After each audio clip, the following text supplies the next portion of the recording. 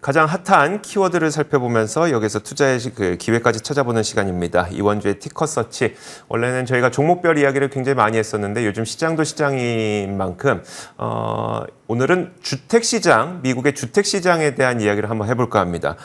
자, 키움증권 리서치센터 글로벌 리서치팀 이원주 선임연구원과 함께 이야기 나눠보겠습니다. 어서 오세요. 네, 안녕하십니까. 네, 안녕하세요. 사실 제가 이게 시기마다 보는 지표들과 보는 시장이 따로 있는 것 같은데 최근에는 사실 이렇게 주택 시장을 아주 중요한 지표로 보지는 않았던 것 같거든요. 근데 요즘에는 이 주택 시장을 다시 한번 저도 돌아보게 됩니다.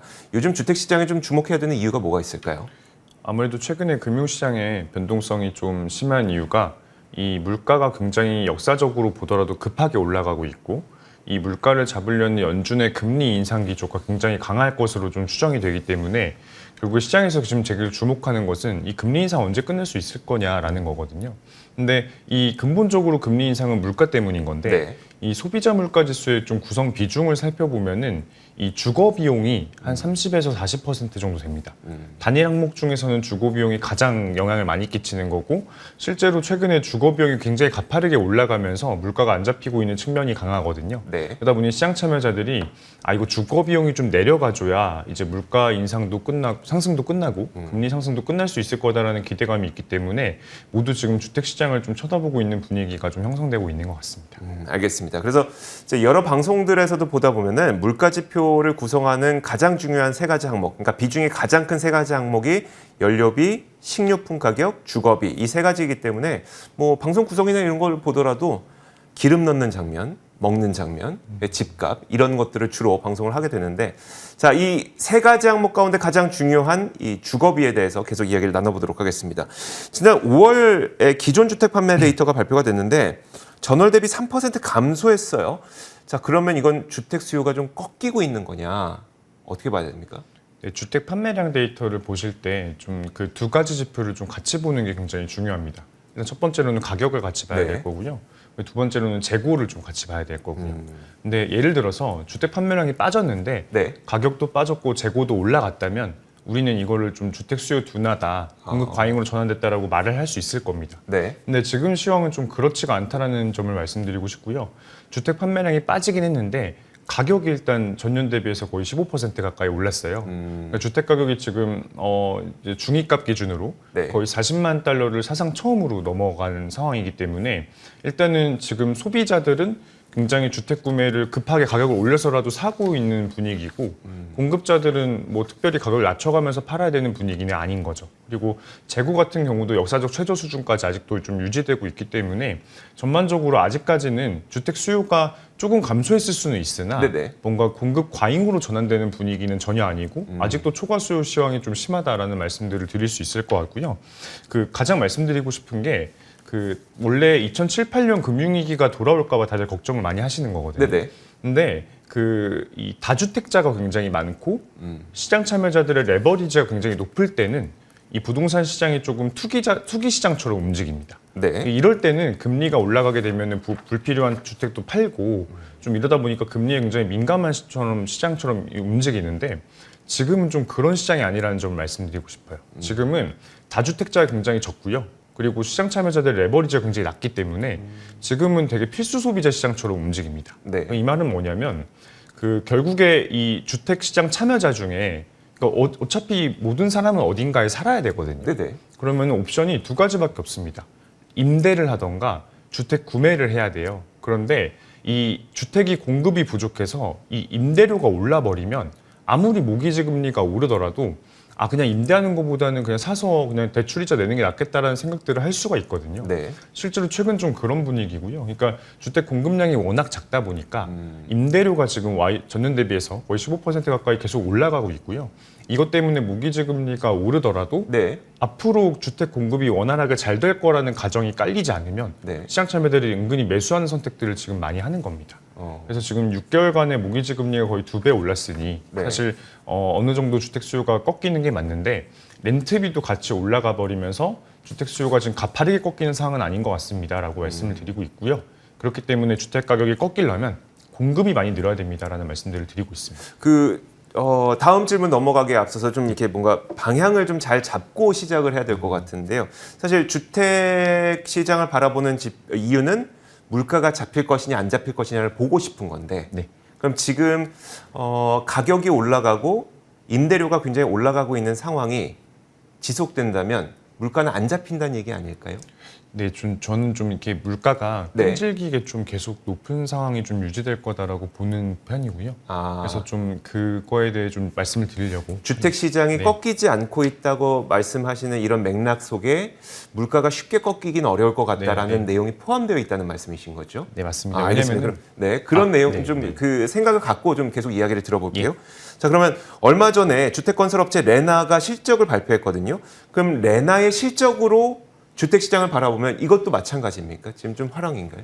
네, 레나 같은 경우에 시장 실적이 사실 너무 잘 나왔다고 말씀드릴 수 있을 것 같고요. 네.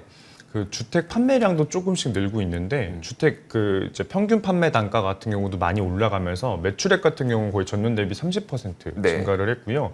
그 이익률도 굉장히 좋아지면서 그 주당 순이익 기준으로는 거의 전년 대비 50% 가까이 올라가면서 지금 컨센서스를 10% 이상 상회하고 있는 상황입니다. 네. 그러니까 실적은 굉장히 잘 나오고 있는데, 근데 레나도 이런 부분들을 인정합니다. 그러니까 주택 시장의 초과 수요가 굉장히 강했던 게 2분기까지 그랬는데 한 5월, 6월 지나가면서 이 초과 수요 강도가 약해지고 있는 건 사실이라고 합니다. 보통 주택 그 시황을 볼 때 4가지 지표 정도를 중요하게 보거든요. 네. 그러니까 첫 번째로는 이 주택 중개인들한테 제공하는 매출 인센티브가 있습니다. 네네. 보통 이걸 많이 제공한다는 뜻은 잘 안 팔린다는 뜻이거든요. 그러니까 이걸 좀 중요하게 봐야 되고, 두 번째로는 미분양 재고, 그러니까 건설을 완공을 했는데 분양이 안 된 재고를 말하는 거고요. 세 번째로는 신규 주문 추이를 좀 봐야 될 거고, 네. 그리고 네 번째로는 신규 주문한 후에 취소율을 좀 봐야 됩니다. 네. 근데 이 4가지 지표가 지금 역사적 수준보다 정말 극단적으로 낮은 상황. 그러니까 지금 주택 시장 너무 강하고요. 네. 근데 2분기까지는 그랬는데 이제 5월, 6월 들어서 이게 좀 차츰차츰 올라오고 있다라고 합니다. 그러니까 한마디로 모기지 금리 때문에 수요가 꺾인 거는 맞는데 그 강도가 조금 약하긴 하다라는 거고요. 이 모든 초과 수요 시장의 가장 근본적인 원인은 주택 건설사들이 공급을 제대로 안 해서입니다. 네네. 왜냐면은 과거 2007, 8년 그 경험이 있기 때문에 주택 건설업체들이 공급을 적극적으로 하질 않습니다. 그러니까 토지를 구매를 해야 되는데 토지 구매를 잘 안 하고요. 오히려 그 레나 같은 경우도 자사주 매입을 그냥 크게 해버립니다. 네. 그래서 왜냐하면 지금 주가가 내려가 있으니까 네. 그냥 주식을 사서 소각하는 게 주주 가치 극대화에 더 도움이 된다고 생각을 하는 거죠. 그래서 실제로 레나 같은 경우도 2분기 때 실적 보면은 그 주식 수가 전년 대비 6%나 줄어 있습니다. 네. 그러니까 한마디로 지금 건설사들이 공급을 해야 되는데 네. 잘 안 한다는 거고, 근데 자사주 매입도 있지만 네. 일단 기본적으로 그 인력이 부족하고, 왜냐면 지금 젊은 노동층들 잘 재택근무 이런 거에 더 좋아하기 때문에 일단 기본적으로 건설 시장으로 잘 안 가려고 합니다. 그래서 인력이 굉장히 부족하고요. 그리고 원부자재 부족 문제 같은 것들이 있기 때문에 지금 전반적으로 주택 공급이 안 돼서 지금 굉장히 문제라는 상황을 말씀드릴 수 있겠습니다. 알겠습니다. 사실 우리가 기대하고 있는 바는 금리가 오르고 또 긴축을 강도 높게 진행을 하면서 모기지 금리가 오를 테니까 그럼 주택 구매에 대한 수요를 좀 꺾이면서 이게 물가 안정에 도움이 되지 않을까라는 생각을 했는데 지금 말씀하셨던 것처럼 구조적으로 지금 그런 상태가 아니다. 공급이 너무 적기 때문에 모기지 금리가 오른다고 하더라도 올라간 임대료 내느니 차라리 그냥 주택을 사고 말지라는 것 때문에 주택에 대한 수요가 있고 거래는 줄었지만 결국 가격은 계속 올라가게 되는 그런 현상이 지금 발생하고 있다는 걸 정리해 주신 겁니다. 자, 그렇다면 우리는 그냥 손 놓고 아무것도 하지 말아야 되나? 투자자들은 어떤 힌트를 좀 얻어야 될까요? 네, 일단은 말씀드린 대로 물가가 상당히 끈질기게 안 잡힐 가능성이 있고, 그러면 연준은 더 큰 수술칼을 들이대야 될 가능성이 네네. 높습니다. 그러니까 시장 참여자들이 계속해서 예상보다 금리가 더 오르는데 라는 상황이 좀 장기 지속될 수 있다라고 저는 보여지고요.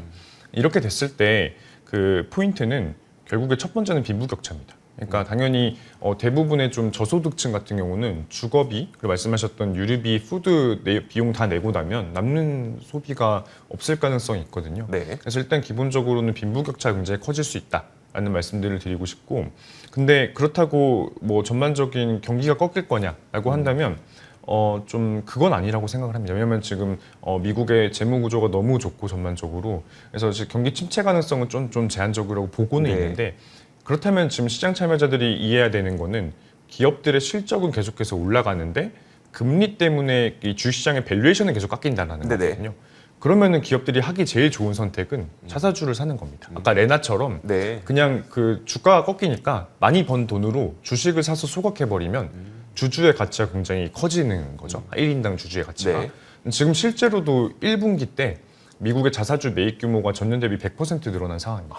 그러니까 주식시장이 꺾이니까 네. 기업들이 많은 돈을 가지고 그냥 주식수를 사서 모으는 겁니다. 네. 그래서 이거를 가장 가파르게 할 수 있는 기업을 좀 지금 매수해 놓으면은 제 지분 가치가 계속 커지는 거거든요. 네네. 이 후보군들을 좀 말씀드리려고 하고요. 네. 일단 첫 번째 기업은 아까도 방송에 나왔던 것 같은데 알파벳입니다. 맞습니다. 알파벳 지금 굉장히 많은 돈을 벌고 있는데 지금 밸류에이션은 거의 역사상 최대 하단까지 내려와 있는 상태라서 그러니까요. 지금 매수하게 되면은 그 굉장히 많은 그 주식수 소각을 시장 규모가 놀랄 정도로 할 겁니다. 실제로 알파벳 같은 경우는 매분기마다 자사주 매입 프로그램을 밝히는데 지금 규모가 거의 원화 기준으로는 한 7, 80조 원에 달합니다.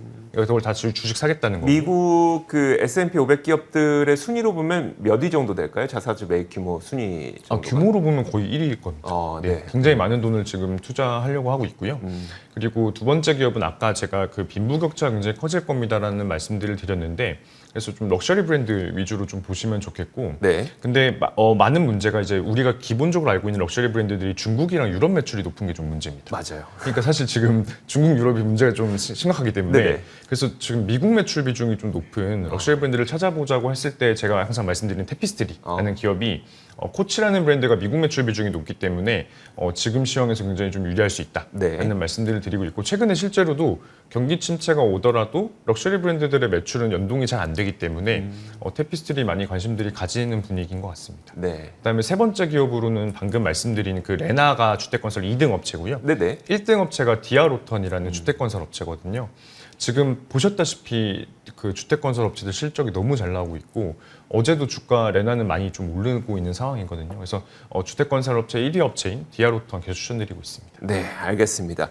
자, 이렇게 그 주택 시장을 바라보면서 물가가 아주 쉽게 잡히긴 좀 어려울 것 같다라는 중간 결론을 내리고 그럼 이렇게 물가가 안 잡힐 때 그리고 밸류에이션이 많이 낮아졌을 때 기업들이 자사주 매입을 강력하게 할 수 있는 기업 그 우선순위를 좀 꼽아주셨으니까요. 방금 말씀드렸던 알파벳, 디알호턴, 테피스트리 이런 기업들 한번 관심 가져보시면 좋을 것 같습니다.